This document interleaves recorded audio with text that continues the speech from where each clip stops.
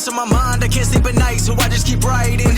I don't need no help, I don't need opinions, so don't waste my time then. Killing the game and I gotta go ask anybody, they all heard about it. They know when the kid and he's spitting it, know when he getting it, bit and I get in my way. Got this, I like do whatever I say, cause I could go put you on blast. People been mad at me cause I don't follow them back. I'm laughing cause that is so whack. Why they all trying to act like they been bossing when really their boss has been bossing them up? Nobody ever been telling me what I would do when I keep in the cash, for the shit out of luck. I want it more, now I get what I wish. Upgrading now with some pants that I whip. Making 6 figures, don't talk about it. Money ain't shit, it's about how you think. Tired of people who making excuses, then they complain about losing. Tell me about what you been doing, tell me about how you been moving. You ain't got nothing to prove then. I did it all on my own, they looking like all of my clones. I don't be following trends, fuck all the popular clothes. You faking and everyone knows. I just be keeping it real, they thinking that I have to go sign a deal, but really the people just found an appeal. I'm in my own lane and I'm steering the wheel, ayy. It's funny how it goes, funny how it goes. Working every night till the sunrise.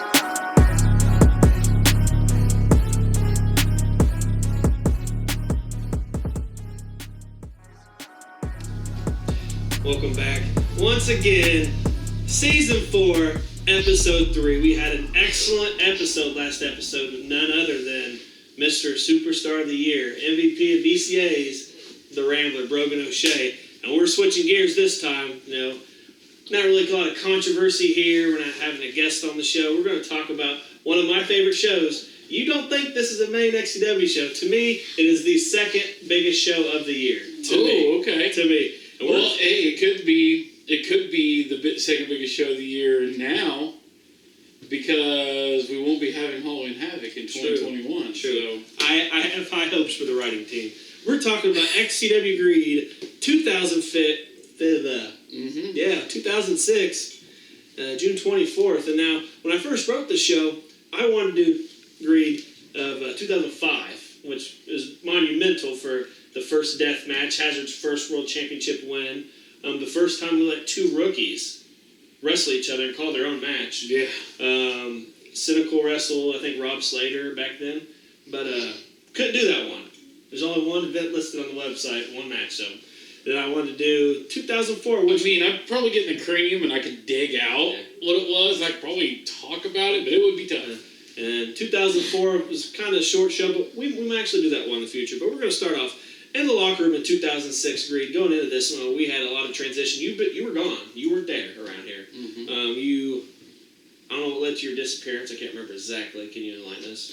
Yeah, so I think it was more of a storyline disappearance. We had just wrapped up Cold Day in Hell in January, and that was when me and you had the legendary light bulb spot. Still haunts me. Yeah, me a little bit too. So we had the legendary light bulb spot at Cold Day in Hell, and this led to, well, what if we wanted to get Fletch to a different point in character. Yes. We wanted to really transition away from me being the owner, which, as you know, even in modern XCW days, I'm not that character. So we wanted to get away from that. We wanted to be able to tell a story without me having the burden of being called the owner all over my head. So the plan was, in 2006, I would disappear throughout ST1, and then I would come back at the ST1. I would have a match with you, but out of respect. Yes. And that would kind of close up some things. And we had Hazard come in. He was announced the owner of the company just a show previous to this by Cynical, who was a director of operations running everything. So the purpose was ultimately, I don't know if you remember this, but the end goal was I would return to XCW under the name Nemesis and a darker. You had new gear and everything. Yeah, a darker character, but was going to be. I was going to do babyface things, but I wasn't going to say much. I wasn't going to. I was going to be. I was going to talk about how I was once bullied, and it kind of brought out a darker side of me. And when I seen what I did to you, it just reminded me of all those things that those bullies did to me. Ultimately, that led to somebody else being Nemesis, and that character not working. Biggest disappointment. And then we ended up giving the bullying gimmick to Void, actually. Yeah. And so what do you think the locker room was like back then? It was different. that time, it's not what it was, what it is now. It's, now, even in the last season, like, it's different than the previous season. There's more camaraderie, I think, in 2020 than there was even in 19 or 18. Back then, we were all a close-knit group. Oh, yeah. But I feel like at the time period, if you look at 06 to 07, 08, it was almost like XCW was second fiddle to what was going on in our teen lives. And so I feel like this era of XCW really suffered. And we're going to go into the first match here. We had Dynamite DTC, someone we both know personally well. Dynamite DTC and a slugfest with Disciple, with Dynamite DTC coming out on top. What do you remember about this? This was kind of the first hurrah in their rivalry. They would eventually go into 2017 and have a short little feud as well. We were trying to get the David versus Goliath thing going. You know, the small, 125-pound DTC. Can he match up to the, overpowering, Disciple who's a big powerhouse? But one of the reasons we really wanted to push this rivalry, not only the David versus Goliath thing, but they were also very similar. They both were into the juggalo stuff. Yeah. And juggalos or whatever. I don't know. I wasn't in all that stuff. So they're drinking Fagos and smoking pot. That was their thing. So ICP and Jinko jeans and all that stuff. So that was their thing. Yeah. And so they had a lot of parallels. They got along really well. And this was kind of in the era where DTC started to lose some traction, I think, within the locker room. He was starting to kind of go off the beaten path. And with that, with that situation, I feel like that's how eventually we would lead to this. I mean, it was a strange time in XCW. I agree. It was our return to the trailer court. Well, kinda. That was another thing that was kind of the downfall of XCW from 06 to 08 is location. Yeah. Trying to stay afloat, and I think that us having to bounce around as much as we did at the time, it really ruined morale. Yeah. So, it was a difficult time in XCW around this point. Next up, we had one of my longtime friends and tag team partners. And it's funny, I say longtime friends, tag team partners, because it's one of the only tag team partners I've never turned on. Talking about Zero. Okay. We had Zero facing off against the XCW legend in the Dark Angel Nightmare. What do you remember about this match? Zero came out victorious. Not a lot. I think we were trying to give a little bit of a resurgence to Zero, who was coming off of the tag team with you. We were trying to create Zero as a singles competitor once again. New music, new everything. Yeah, and I think that was derailed by his eventual accident that he had in 2008. Devastating car wreck. Yeah, so, but leading into that, we were just looking for what was next for Zero, coming off of MPG, and that's pretty much all he'd done the first couple of years of his tenure, and so now we were really prying to try to find what was next for Zero, and so he had a different presentation in this era, and not my favorite. One of my favorites. But, so after that, now kicking it into high gear, so to speak. And I'm sure you'll get the pun. We're talking about Joker going up against his future tag team partner in Grim Reaper. Grim Reaper would walk out victorious, as did most people wrestling Joker. Well, what do you remember about this? True. So, this was actually a plan to get Reaper and Joker to an eventual tag team. This was... what I remember most, of course, is Reaper lost the match. Again, he's in a rut. He had a big 2005. Yep. Now here we are in 2006. He's in a big rut. He kind of, lost his simmer with LOL, and now he's sitting on the back step. He's depressed. He lost. And Joker came up and just started bugging him. And I remember Reaper chasing him around, and that was the first time we did a multi-shot ever in XCW. Yeah. It was a multi-shot edit. So, Reefer was running around, Joker chased him, camera cut, and you see him come back, and Joker starts dancing, doing what's up thing. Reefer, motherfucker! And then he chases after him, and they jumps after him, he gets stuck in the pool, which was kind of a play on the 05 LOL story. But that was kind of it, and then it was basically Joker was supposed to get on Reefer's nerves, and they would eventually become pals, and so that was the catalyst of Aces High. That's one of the, I'd say, most fun tag teams to watch. Yeah. Granted, not the best skill-wise, but one of the most fun and energetic tag teams, so to speak. Yeah. All right, so we're at the middle of the card now. We had none other than I'd say he's an XCW original. We had a Lucifer square against another XCW original, and Psycho Circus found with a Lucifer winning this interesting match. We were also trying something new with the Lucifer. We had just brought in who we would eventually know as Billy Supernova, who was going to take over the Lucifer character at the time, and we were eventually going to slowly remove the things that would made him a Lucifer to the point he was still going to be called a Lucifer, but he was going to have the Billy Supernova presentation under the name Lucifer. Ultimately, in that era, Billy didn't work out. We know he would go on to work out, a few years later, but he didn't work out in that era, and ultimately the person who played Lucifer DTC would take back over. So it was kind of a flop, but we already had Lucifer into the mix. Yeah. And so it was just kind of, it's kind of leftovers. All right. And we knew we had some new guys coming in ST1, which was the next show. And so we were just kind of spot filling until we could get the lights of Kyle Victim and some other guys into the fold right after that. Rob Slater also came Rob in. Slater, yep. With that, we're going to go to our first commercial break. More when we come back. How do you think the VCAs are going to go this year, Fletch? Well, after all the hard work I put in today, I really hope that it goes off without a hitch. I've been up and working on this show since 9 a.m.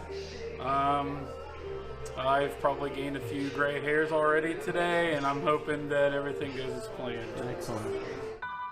Over my dead body, these stars will let you know it's over. XCW Showtime. A look behind the curtain at this year's XCW Viewers' Choice Awards 2020. Coming soon to XC Wrestling 1. Tired. I won though. I won! Wait, how many times have I won? Like 3? 5? I'm a stoner, I can't remember these things. Oh, shit. Bloody hell.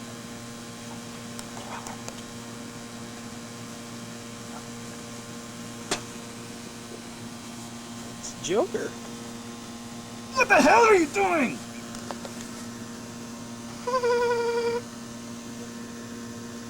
What are you laughing at? I'm trying to relax, and you are fucking busting my bubble! You think it's funny?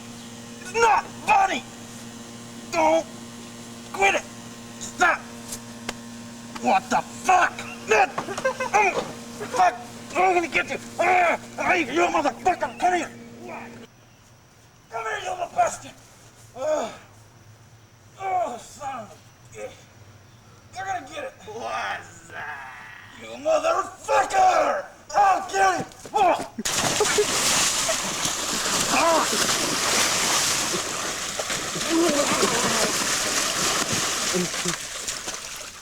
Oh, damn it! What's going on?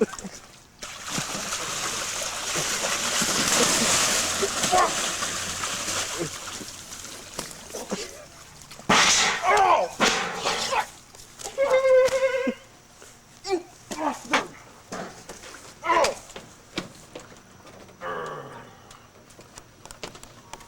40 toys. Alright, after that amazing bean footage, we got one that escaped me until we reviewed the tapes. We got none other than myself, C-Unit Chris Jones, battling against one of XCW's baddies at the time, and Mr. Hello's Home, Devil. Devil would get this win. So, I don't know what we were doing. The only thing that I can really recall of why we would do that is because we knew that the end game on ST1 was that Chris Jones was going to win. Yeah. So if you lost a little bit of your edge going into ST1, losing to someone who is obviously of lower caliber than a Chris Jones, then it would give you a reason to have to try to fight harder to get back up, get your mojo back in ST1. And I was a good guy at this time too. So. Yeah. And I know that we were pushing Devil a little bit because we had just put him with Fago. We were starting to do the Devil Has Been Unleashed. Yeah. So we were changing up Devil a little bit. We were giving him more things to do, and Hazard wasn't wrestling as Hazard at the time. He was only working as Devil. So that was going to be his primary character, and that was the push, the focus. Yeah. From that point, Nightmare and Devil still intertwined a little bit in this time, and we know that would eventually lead to a year later they would get on the same path and join the forces as Tortured Souls. But interesting, to say the very least. You and I talked about this a little earlier, and I did not recall this at all. Yep. I thought that it was a typo. We even watched the clip of the show back just to ensure that you actually took the fall, and we know that it would lead to you and Devil also in ST1. So. Yeah, which actually my first match in ST1 was against Devil in a chain on a pole match, which you had to take possession of the chain to use the chain in the match. And we'll probably talk about that at a later time. So. Vega was heavily involved in the chain match. Yes, she was. I don't even remember what happened, but I know she was involved. Yeah. Going into the semi-main event, pretty big at this point, because what you talked about earlier about Cynical being the director of operations and all that stuff. We had Cynical going up against the Essential One, Rob Slater, going toe-to-toe. In the end, though, Rob Slater was able to come out on top and defeat Cynical. Well, Rob Slater was supposed to debut in the XCW all the way back in 2004. He was actually at the Viewers' Choice Awards 2004. Had a bit of a scuffle with Psychor, which you can check out on Season 3, Episode 9, No False Finish. And also, I believe we briefly talked about it on Episode 1 of Season 4. Which we did, yeah. But Rob Slater was supposed to come in. He had a lot of hoopla around him because of the BYWE days. Trying to bring Rob Slater in. Ultimately, he stayed loyal to Justin, which is fine. Eventually, in 2006, he would come into the fold. He would finally make his debut, and he was a big star elsewhere. So there was no reason that we shouldn't push him to the moon and give him the spot that he deserved. We knew, of course, Genocide was going to come back the next show, and they were going to have a collision course. We knew that we wanted to have that as an end game. We knew we wanted to have the Rob Slater, Chris Jones eventually. But which we did in ST1. But we knew that Rob Slater and Chris Jones and Rob Slater and Genocide had a past. Yes. And so bringing him in where he has zero past with Cynical, we were going to be able to get that point across a little more. Not to mention that with Cynical being the active as an authority figure, he would be able to bring those new people in and prove, hey, if you're going to come into my XCW, you're going to have to beat me to do it. And so it was the right thing to come in, and I mean, who better to put Rob Slater with in his first match than Cynical? I mean, true. So, like I said, the history between you and him and the history between Rob and Genocide, it just made more sense to not give away too much too soon. But give him something that's prominent. I would just like to say Rob Slater's never done RKO better than me. Just a little bit. He did do one really cool one to Corey Lee. He reversed a trip to sobriety into RKO, which was really good. But that's like the only one. Is that UIW? Yes. It's the only good one he's ever done that I know of. So, going into history-making moment, I believe history is made twice here. Okay. It is the first cruiserweight match to main event a major XCW pay-per-view. Any pay-per-view. First cruiserweight match to main event an XCW show. And not only that, I believe it was the first dog collar chain match in XCW. I believe it might have been. So, leading into this match, I remember quite fondly for some particular reason. LOL hadn't beat Blade Jr. That's who LOL was facing off against this for the Cruiserweight X Division Championship. LOL has had a big run-in with Blade Jr. Blade Jr.'s been that fucking roadblock for LOL. And I believe before this match there was a promo about LOL trying to, build himself up, build up the confidence that he needs to defeat Blade Jr. Well, going into this match, he had that confidence, but ultimately, in this dog collar chain match, this history-making moment for the Cruiserweight X Division Championship, Blade Jr. defeats LOL. This is the point in time where Dylan, Blade Jr., became a big focus point in XCW. We wanted to showcase the Dylan of old. Dylan was the main event star. He was the man. He was the first XCW champion in 2003. And he was a big deal. Even going into 2004, he's like the main runner of New Power Generation. He kind of called the shots behind J-Town. And a lot of things can be said about Blade in those first 2 years. And he, of course, had he had split personality disorder, and that was his character. He was Blade one time, he was Biohazard one time, and he acted as if these people were two separate people. Yeah. And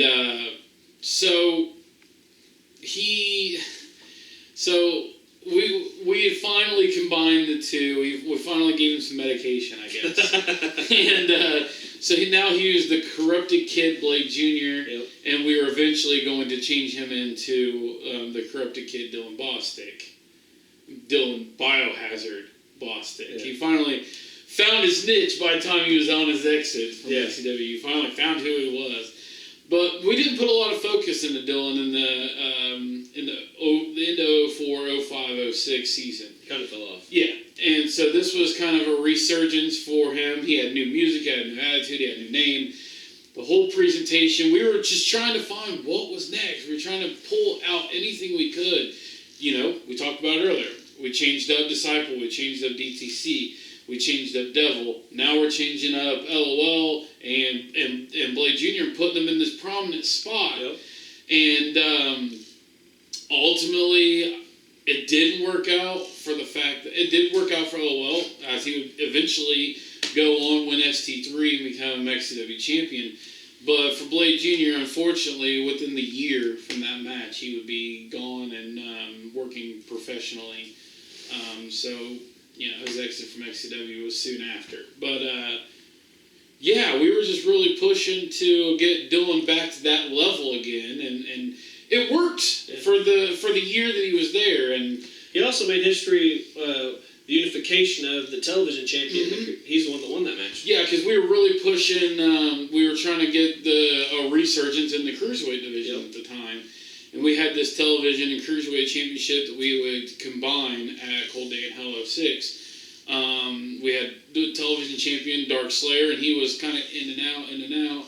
And then we had the cruiserweight champion at the time, which I believe was LOL. And so we wanted to combine it and create one title, hence Cruiserweight X Division title, and it made it where not only was it Cruiserweight, but it had the X, so there was no boundaries, there was no limits to what was happening in these matches, and that's why a dog collar chain and the light tubes and there was a different presentation. Not only could you guys do the acrobatic Cruiserweight style match in that division, but you could also show a little more of the extreme in Extreme Championship Wrestling at the time. Yeah, another thing, LOL also didn't get to participate in that Cold Day match, so the LOL trying, I believe they had a match at the show prior to this. Mm-hmm. I believe, maybe it was after, but Dylan Bostic had wrestled the Smoke Buddy Jr. And then that was in ST1. Okay, so that's the following show. Ultimately, like I said, Dylan Bostic walks out victorious, defeats LOL with Cradle Shot that we know on the steel chair. And you mentioned trying to give Blade Jr. that push to kind of find his niche in the final stages of his XCW tenure. It's not only the first time that he would change within that time, he changed again. Do you remember?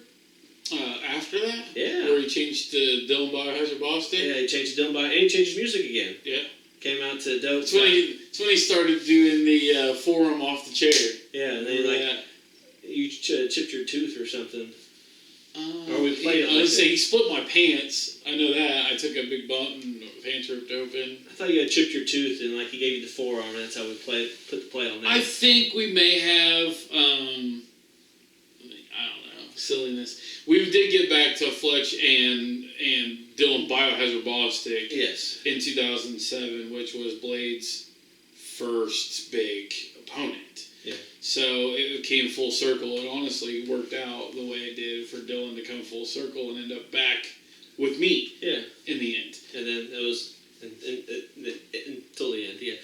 So Dylan would eventually make his exit. He would cut a promo. LOL finally down the road would get some redemption when he finally was able to win the Cruiserweight X Division Championship. But like you said, 2006, kind of a rocky year for XCW. We were trying to, before we get to the end here, we were also trying to build the Cruiserweight division. I mean, combine the two belts, and we had names like Grim Reaper, LOL, Dylan Bostic, and then later you would see the lights of Simply Amazing Chase Luther, Kyle Victim. We had Ben Banks. We had Ryan Wet Dream Riggs. Justin Sane. Yeah. Justin Sane, Corey Lee. This would all happen over the course of just the next, handful of shows. I mean, yeah, they may have been dragged out more over the years because you didn't see like a Corey Lee debut until 2009. But, I mean, even Colton Kravitz was coming in at the time. So, that was what we were working for, and it worked for a while. Yes. The Cruiserweight division stuck around until 2011, and we squeezed every bit of blood out of that tournament we possibly could, and then until eventually we just had to let it go. Yeah.